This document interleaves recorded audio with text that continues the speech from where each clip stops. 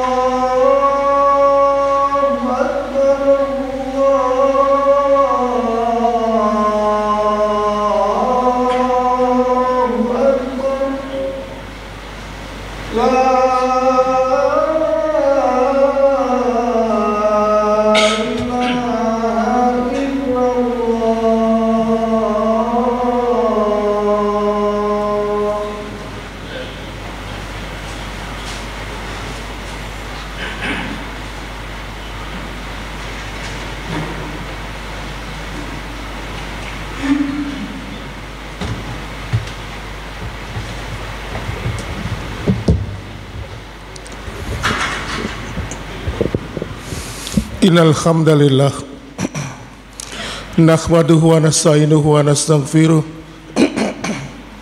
wa na'udzu billahi min sururi anfusina wa min sayyiati a'malina may yahdihillahu fala mudhillalah wa may yudlil fala hadiyalah asyhadu an la ilaha illallah wahdahu la syarikalah wa ashhadu anna muhammadan abduhu wa rasuluhu alladzi la nabiyya ba'da. Allahumma salli wa sallim wa barik ala Muhammadin wa ala alihi wa ashabihi wa man tabi'ahum bi ihsanin ila yaumiddin. Fa ya ibadallah usikum wa nafsi bi taqwallah faqad fazal muttaqun.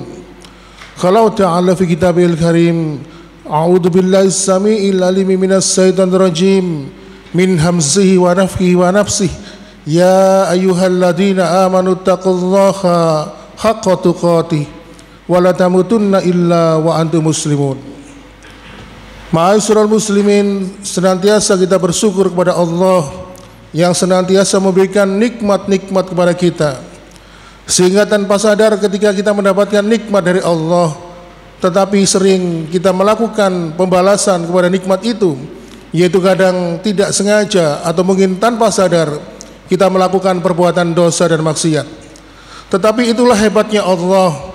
Walaupun kita ini sering mengingkari nikmatnya, tetap saja Allah mencurahkan segala nikmat kepada kita. Oleh karena itu, ma'asyiral muslimin, sebagai hamba yang beriman, salah satu nafasnya adalah senantiasa bersyukur kepada Allah.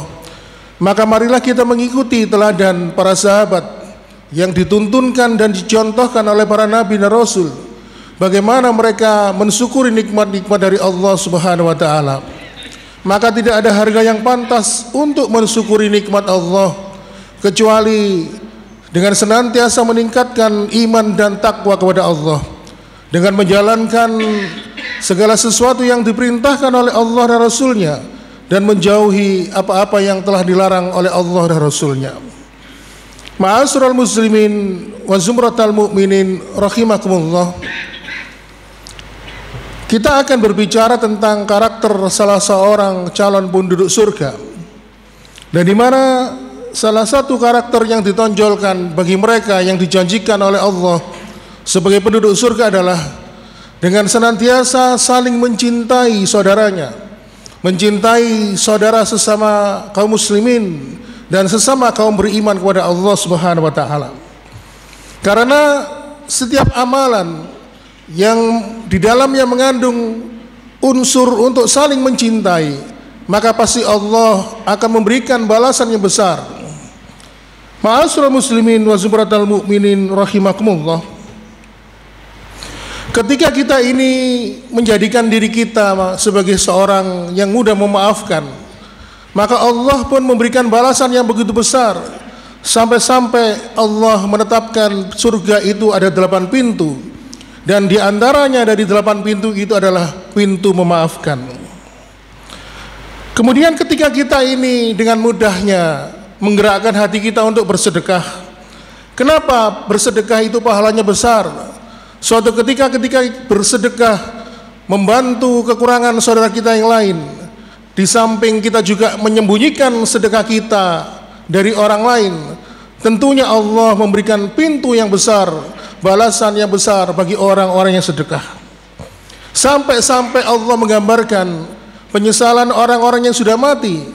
Mereka ingin dihidupkan kembali di dunia, bukan untuk melaksanakan sholat, bukan untuk melaksanakan haji, bukan untuk melaksanakan jihad, tetapi Allah menggambarkan penyesalan orang-orang yang sudah mati ingin dihidupkan kembali adalah untuk bersedekah, karena mengetahui betapa besar balasan pahala yang diberikan oleh Allah kepada orang-orang yang senantiasa bersedekah. Oleh karena itu, ma'asyiral muslimin wa zumratal mu'minin rahimakumullah, salah satu ciri khas orang yang mempunyai semangat mencintai sesama kaum muslimin adalah di dalam hatinya tidak ada niatan sama sekali untuk menyakiti atau mengganggu saudaranya yang lain.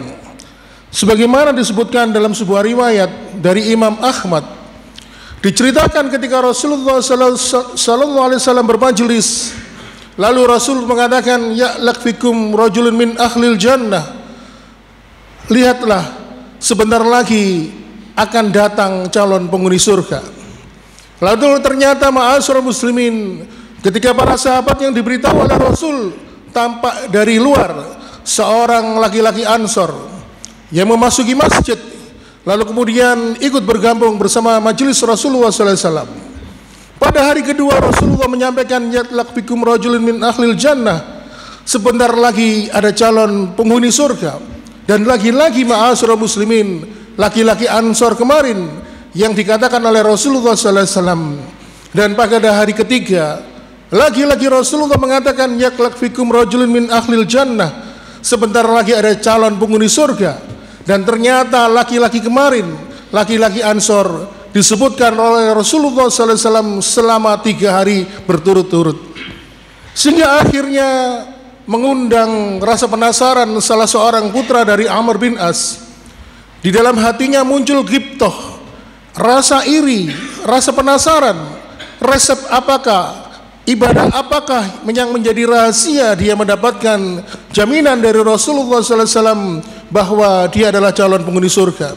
Sehingga akhirnya dia datang ke laki-laki Ansor itu, memberanikan diri, memberitahukan niatnya untuk menginap, minta izin menginap selama 3 hari. Dia mengatakan, saya sedang tidak akur dengan bapak saya, jadi saya mohon untuk nginap di rumah jenengan selama 3 hari saja. Akhirnya diizinkan. Selama menginap itu, putra dari Amr bin As ini mengamati laki-laki tersebut, laki-laki Ansor itu.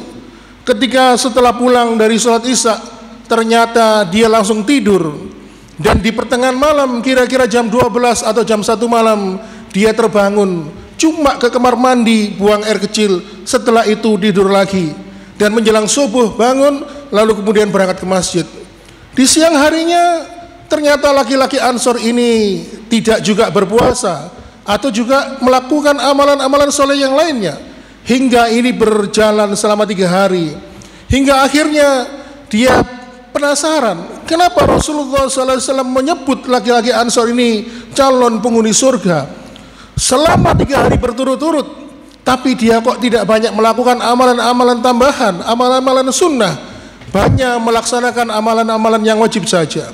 Lalu akhirnya setelah 3 hari menginap di situ, dia menyatakan pamit dan mengatakan, mohon maaf saya telah bohong kepada jenengan, sebenarnya saya tidak ada masalah dengan bapak saya minta izin menginap karena saya mendengar Rasulullah SAW 3 hari berturut-turut menyebut nama Anda, bahwa Anda adalah calon penghuni surga, dan kehadiran saya di rumah jenengan ini selama 3 hari menginap karena apa? Penasaran mengetahui amalan rahasia apa yang Anda jenengan lakukan, dan ternyata saya melihat biasa-biasa saja. Lalu kemudian setelah putra dari Amr bin As itu pulang, laki-laki Ansor itu segera memanggilnya, tunggu. Sebenarnya memang aku tidak banyak melakukan amalan-amalan tambahan, tetapi aku punya satu kebiasaan. Sebelum aku tidur, aku berdoa kepada Allah Subhanahu wa taala agar senantiasa Allah melapangkan hatiku, membersihkan hatiku dari penyakit-penyakit hati, agar aku dihindarkan dari iri, dari hasad, dari dengki, rasa benci kepada saudaraku yang lain. Dan aku mengatakan kepada Allah, ya Allah, aku memaafkan kesalahan orang-orang yang telah menzalimi aku sebelum mereka meminta maaf kepada diriku. Mungkin inilah ma'asyiral muslimin, sebab Allah menjadikan laki-laki Ansor itu mendapatkan predikat calon penghuni surga karena kebersihan hatinya. Oleh karena itu ma'asyiral muslimin, dan tentunya orang-orang yang mempunyai kebersihan hati, kesucian jiwa, adalah orang-orang yang mempunyai semangat tinggi dalam mencintai saudaranya sesama kaum muslimin. Ma'asyiral muslimin wa zumratal mu'minin rahimakumullah. Dalam sebuah riwayat disebutkan, ada seorang sahabat yang berkata kepada Rasulullah, ya Rasulullah, inna fulana tudkaru min kasrati salatiha wa siyamiha wallati salatiha wa sadaqatiha walam tu'di jahroha aina ya Rasulullah. Ya Rasulullah, aku mengenal seorang wanita tetanggaku. Jangan ditanya bagaimana salatnya, jangan ditanya bagaimana puasanya, termasuk dalam sedekahnya, tetapi di satu sisi dia sering mengganggu saudaranya, sering ngerasani tetangganya, sering menggosipkan saudaranya. Lalu di manakah tempatnya kembali nanti ya Rasulullah? Lalu kemudian Rasulullah SAW pun dengan singkat menjawab, finnar, tempatnya di neraka. Lalu kemudian laki-laki itu melanjutkan, ya Rasulullah, ada lagi seorang wanita yang aku kenal dengan dia. Dia itu tidak banyak sholatnya, hanya sholat-sholat yang fardu saja, tidak banyak menjalankan puasa, tidak juga jarang sekali bersedekah, hanya yang wajib-wajib saja. Tetapi dia sangat respect, dia sangat menghormati tetangganya, sering membantu tetangganya, saudaranya lain, dan tidak pernah sekalipun menyakiti tetangganya. Di manakah tempat kembalinya Rasulullah? Lalu Rasulullah SAW pun dengan pendek menjabat, fil jannah, tempat kembalinya adalah di surga. Inilah ma'asyiral muslimin, kenapa ada orang yang sedikit salatnya, sedikit puasanya, sedikit sedekahnya, atau mungkin dia tidak pernah bersedekah, tetapi dia mendapatkan jaminan surga. ternyata dia tidak pernah mengganggu kehormatan saudaranya yang lain. Oleh karena itu, ma'asyiral muslimin wa zumratal mu'minin rahimakumullah, makanya perkara apapun di dalam agama ini, selama perbuatan itu ada kaitannya dengan saling mencintai sesama kaum muslimin, maka balasannya begitu besar di sisi Allah Subhanahu wa taala. Makanya kalau kita amati satu persatu perintah sunnah dari Rasulullah sallallahu alaihi wasallam menjadikan kita ini untuk saling mempererat persaudaraan. Kenapa hutang itu kok harus dicatat? Agar nanti ketika proses pelunasannya atau mengangsur tidak terjadi perselisihan. Kenapa kita tidak boleh memanggil saudara kita yang lain dengan sebutan atau predikat yang buruk, agar panggilan kita tidak menyinggung perasaannya? Kenapa ketika sholat berjamaah Rasulullah SAW memerintahkan agar kita merapatkan shaf, meluruskan barisan, agar kita ini selalu dieratkan hati kita? Karena Rasulullah SAW mengatakan, apabila kalian berselisih di dalam sholat, maka kalian juga bisa berselisih di luar sholat.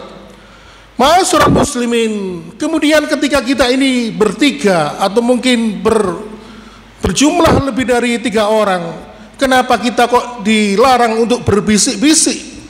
Ya, kita mengajak berbisik-bisik, berbicara pelan hanya kepada orang sebelah kita, agar orang lainnya yang tidak kita ajak bicara, mereka tidak merasa tersinggung.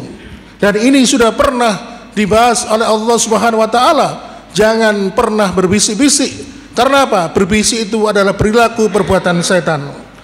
Oleh karena itu, ma'asyiral muslimin wa zumratal mu'minin rahimakumullah, kenapa di dalam sunnah ketika kita masak di dapur kita harus memperbanyak kuahnya?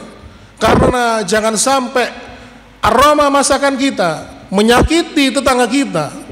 Maka artinya kalau untuk memperbanyak kuah, artinya kita juga harus berbagi dengan para tetangga kita. Kalau tetangga kita merasakan aroma masakan kita, maka mereka pun juga harus merasakan bagaimana lezatnya masakan kita yang dimasak.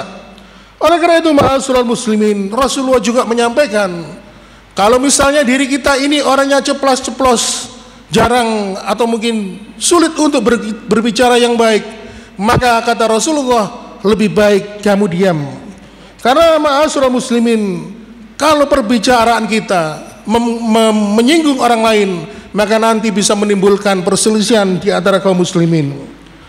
Oleh karena itu, ma'asyiral muslimin wa zumratal mu'minin rahimakumullah, maka Rasulullah sallallahu alaihi wasallam sebaliknya, ketika ada perkara-perkara yang bisa mencederai persaudaraan, maka Rasulullah sallallahu alaihi wasallam adalah orang sosok yang berdiri tegas untuk menolak pergesekan tersebut. Sebagai contoh misalnya, ma'asyiral muslimin, pernah terjadi gesekan antara seorang sahabat bernama Abu Dzar dan Bilal bin Rabah.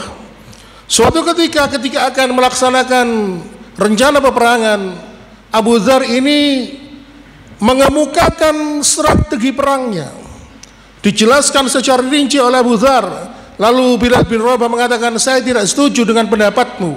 Lalu kemudian ma'asyiral muslimin, betapa kagetnya Abu Dzar ketika Bilal bin Rabah mengatakan demikian. Lalu dengan penuh emosi dia mengatakan, uskut anta ya ibna saudah, diam kamu wahai anak orang negro. Karena Bilal bin Rabah adalah orang berkulit hitam. Ketika mendengar perkataan ini, Bilal bin Rabah pun kaget. Dia tidak menyangka Abu Dzar akan berkata begitu. Lalu dengan menekan emosinya, Bilal pun mengatakan, la nahku hatta nahuma li Rasulillah, saya tidak ingin menyikapi perkataan kamu sebelum perkataanmu ini aku hadapkan di hadapan Rasulullah sallallahu alaihi wasallam. Lalu kemudian ketika mendengar kata Rasulullah disebut, Abu Dzar begitu kaget dan tersadar dia telah melakukan kesalahan. Dan akhirnya mereka berdua pun datang di hadapan Rasulullah sallallahu alaihi wasallam, dan Bilal bin Rabah pun menceritakan ihwal kejadian itu di hadapan Rasulullah. Maka begitu Rasulullah sallallahu alaihi wasallam mendengar, maka beliau mengatakan kepada Abu Dzar, ya Abu Dzarin, innakan mur'un fika jahiliyah, wahai Abu Dzar, sesungguhnya di dalam hatimu, di dalam dirimu masih ada perkara-perkara jahiliyah. Betapa menyesalnya Abu Dzar, sehingga akhirnya Bilal pun dikejar. Kemudian dia segera menempelkan pipinya di tanah. Lalu dia mengatakan kepada Bilal, wahai Bilal, tempelkanlah atau injakkanlah kakimu di atas pipiku ini untuk menebus kesalahan yang telah aku perbuat kepadamu. Inilah ma'asyiral muslimin wa zumratal mu'minin rahimakumullah. Rasulullah SAW begitu marah ketika ada sesuatu yang mencederai persaudaraan. Kalau Rasulullah marah, maka Allah pun juga murka. Bahkan Allah pun mengatakan di dalam beberapa ayat tentang perilaku seorang kaum muslimin yang berusaha untuk mengganggu eksistensi saudaranya. Sebagaimana ketika kalau kita membaca ayat yang diawali dengan kata-kata wailul, sungguh celakalah. Seperti contoh ketika Allah berfirman, wailul likulli humazatil lumaza, celakalah bagi orang yang mencela saudaranya, bagi orang yang mengumpat saudaranya. Atau mungkin dalam ayat yang lain di awal surat Al-Mutaffifin, wailul lil mutaffifin, celakalah bagi orang-orang yang tidak jujur dalam berjual beli, dalam mengukur timbangan. Intinya ma'asyiral muslimin, sifat orang beriman itu adalah saling mencintai sesama kaum muslimin. Dan tentunya Allah dan Rasulnya sangat marah apabila ada hamba-hambanya yang berusaha untuk mencederai persaudaraan kaum muslimin. Mudah-mudahan apa yang kita bahas pada siang hari ini dapat memberikan manfaat dan menambah semangat kita untuk senantiasa meningkatkan dan mempererat persaudaraan di antara kaum muslimin. Aqulu qouli hada wastaghfiru li wa lakum innahu wal ghafurur rahim.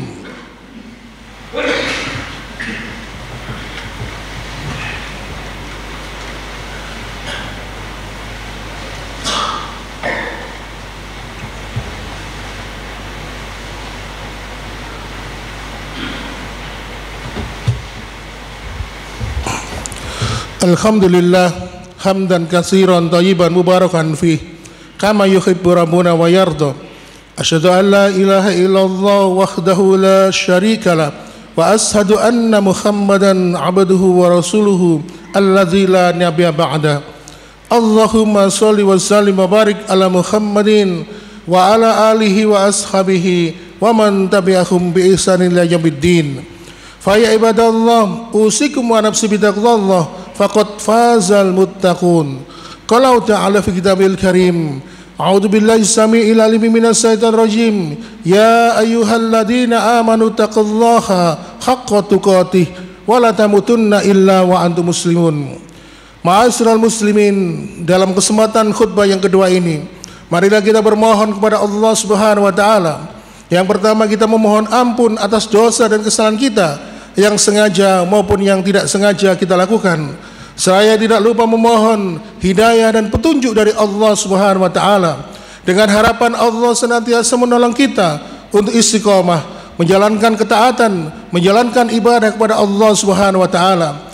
Dan semoga dengan hidayah yang Allah karuniakan kepada kita, Allah mengakhirkan kehidupan kita dalam keadaan husnul khatimah.